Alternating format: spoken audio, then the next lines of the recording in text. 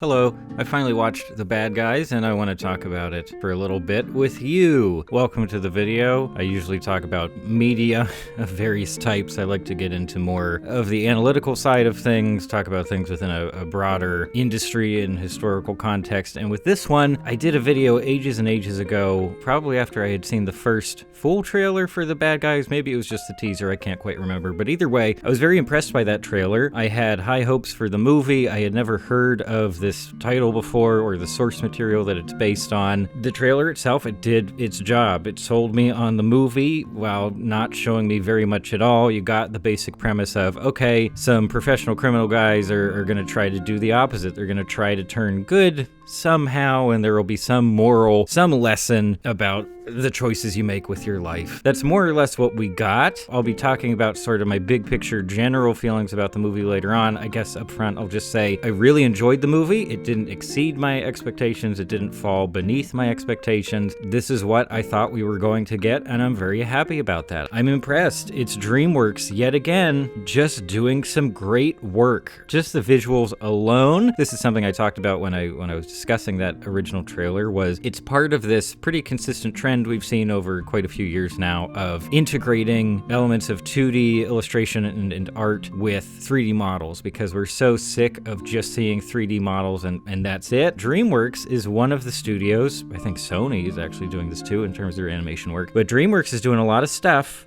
where there's a voice visually. Maybe just comes down to leadership there. It maybe comes down to the fact that they're giving work to some fantastic production designers and art directors. I don't know. I don't work at any of these places. But the stuff we're getting out of this prioritization of visuals in movies, a primarily visual medium, is really paying off. The way that compares to some stuff we're getting from good old bland Daddy Disney, I'll get into later. But if you're wondering how the visuals have turned out here in The Bad Guys, it's great. Places where I really noticed an emphasis on what looks like 2D art to me is with like smoke or like rubble and debris. You'll see that it looks very flat. It looks great. It feels like it has a different sense of movement compared to the 3D models on the screen. At least that's the sense I got from it. And also just character animation. That's probably the biggest showcase here overall, aside from like staging of various action sequences, clever editing throughout, I thought. But the way that characters move,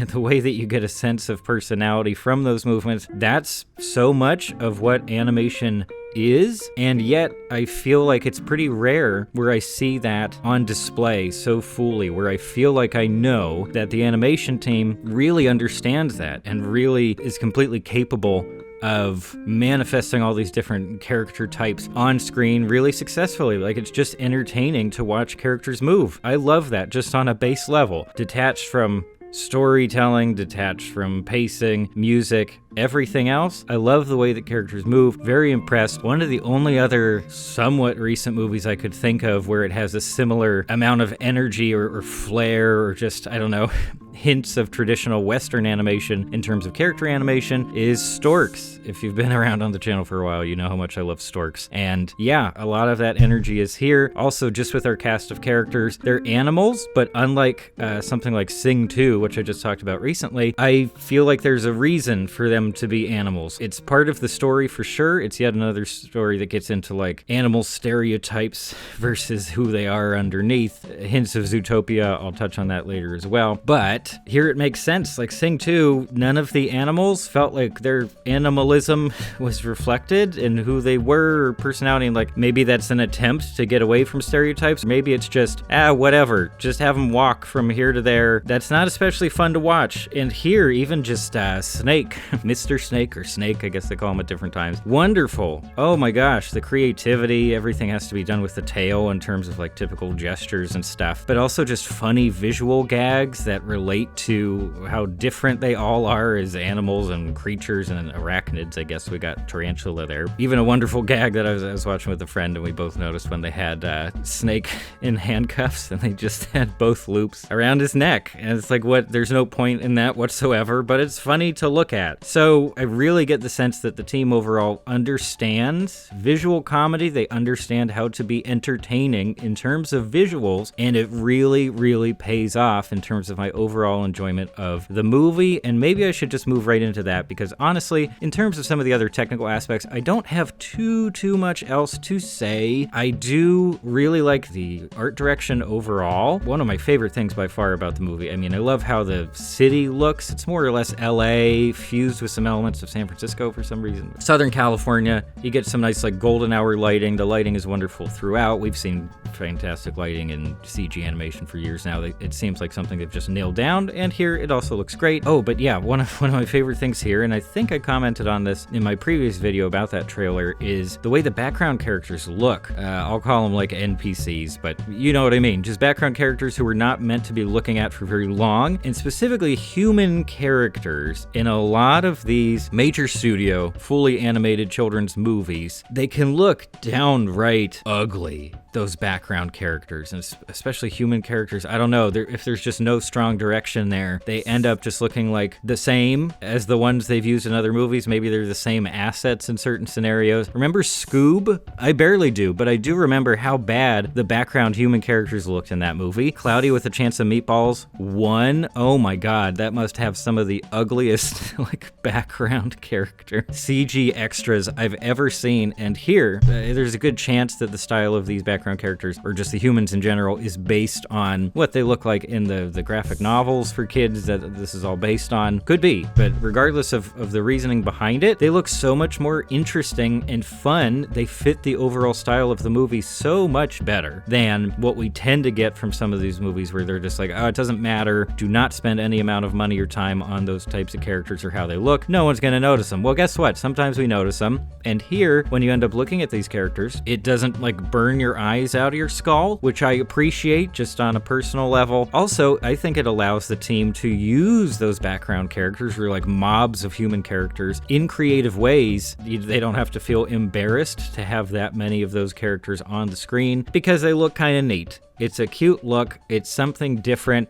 We don't usually get a ton of effort in that area, and here I feel like we do. Very happy about that. The story, I won't say too much about on its own, because I feel like I will just immediately start comparing it to other more or less contemporary children's entertainment that tries to hit on similar themes and messages. Somewhat obviously, one of the main messages here is just you choose the life you want to have. Like, you choose whether or not you want to be contributing towards your own selfish gain, hyper-individualism, your own little motivations, or are you going to be more altruistic? Are you going to try to actually help people with what you do, which in turn probably makes you feel pretty good too? Not the most original message. I do still think it's an important message, and a reason why I think it really works within the context of this movie specifically is because I believe these characters are who they say they are. Does that make sense? I can think of plenty of children's movies, mostly from Disney, if I'm being honest, where the movie tells me X character is supposed to be this, and they have these character traits, and I'm supposed to feel that. I'm supposed to believe that, connect with that, and those character traits are supposed to drive their arcs. And I don't always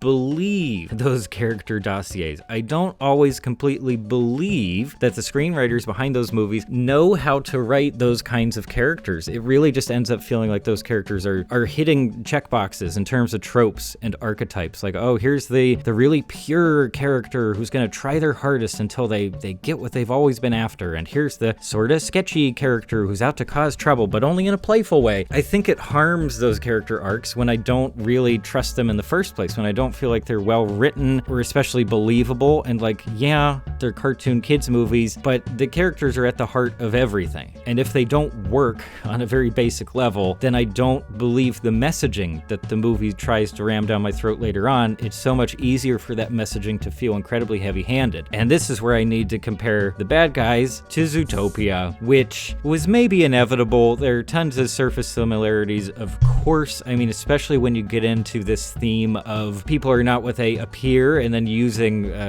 animals to communicate this message and saying like, oh, animals can essentially be speciesist against each other and assume that they have specific traits and qualities, that they are a certain kind of person because they are a particular type of animal. Both movies are railing against that. They're trying to be like, no, stereotypes are not really a thing. You can be whatever you want to be, regardless of how you happen to have been born, your physical traits, whatever. It's not super important. And at the time of Zootopia's release, I think we were all very happy with that. People seemed to be very impressed by that messaging. I'm like, wow, they're sort of kind of trying to tackle racism in a major Disney motion picture. Whether or not it was successful, I'll leave that up to everyone else. At the time, I enjoyed Zootopia just fine, I guess, because of that angle. The movie itself felt like a Disney animated pictures movie where like it felt kind of bland. It felt like it was trying to appeal to the largest audience possible. We get it. That's what Disney does. I don't think it always results in the most entertaining or artistically compelling movies. Now, years later, almost shamelessly touching on very similar subject matter, at least in terms of that whole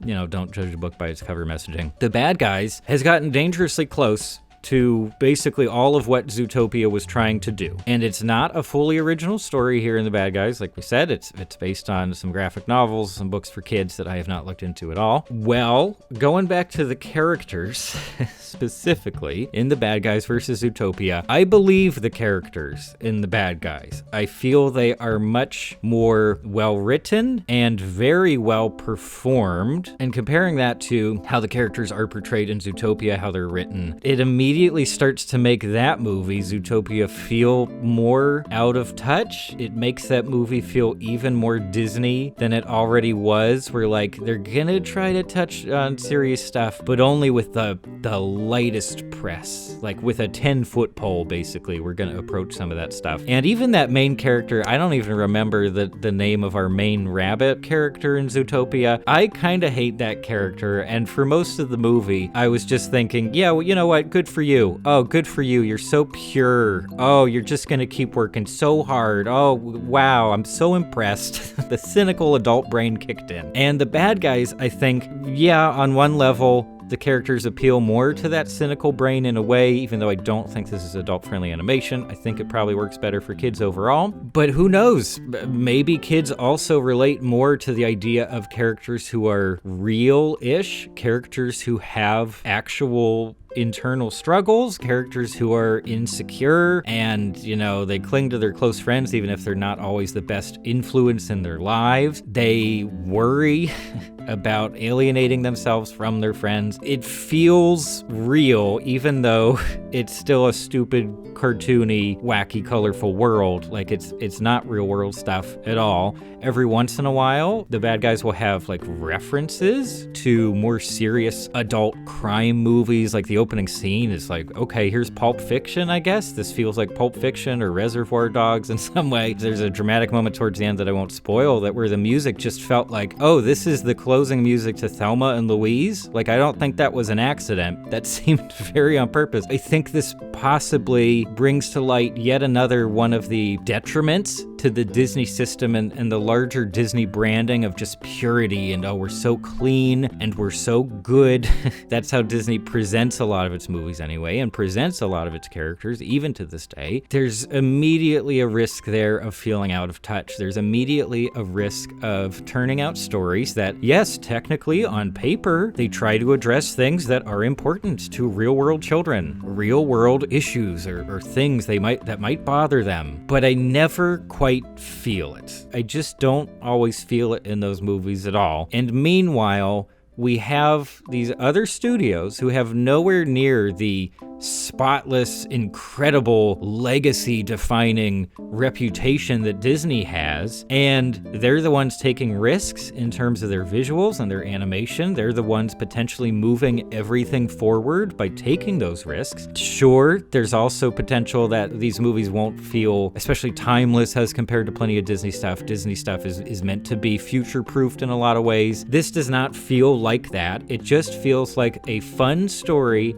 that also has really effective messaging delivered through incredibly well-written characters, in my opinion, who are just believable enough that it might actually help someone, like it might actually lead to someone in the audience going into some self-questioning and saying, oh, you know what? Regardless of my age, this is still an important concept. The concept of, every single one of my decisions having an impact on myself and the people around me. And am I going to prioritize taking care of other people? Am I going to prioritize trying to help people out? Or am I just going to keep going with the age-old American motivation of, I'm going to get what's mine, I'm going to get all I can get and get out. I'm not going to try to help anybody. It's all about me and my goals and my specialness. I'm not saying that it's better than plenty of other Disney efforts in every capacity possible, but the characters are more likable here in my opinion. The visuals are far more interesting, even if there's not quite as much horsepower or probably budget behind them in the bad guys. I enjoy being in these environments. I enjoy hanging out with the characters, and I actually believe that they're struggling with the things that they are struggling with. It doesn't feel phony. It doesn't feel like, oh, we're checking off a box on a list here. No, it works so much better for me. Even just the visuals, it's evident of Disney's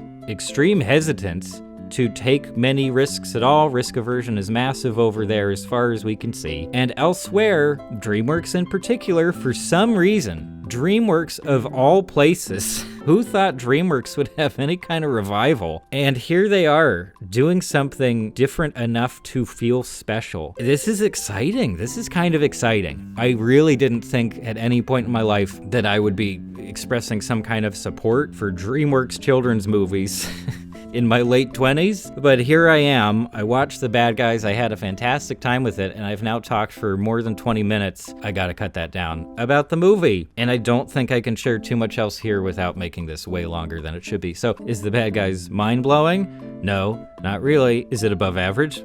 Absolutely. 100%. 100% above average. Put that on the poster. Okay, that's all for now. Thanks for stopping by.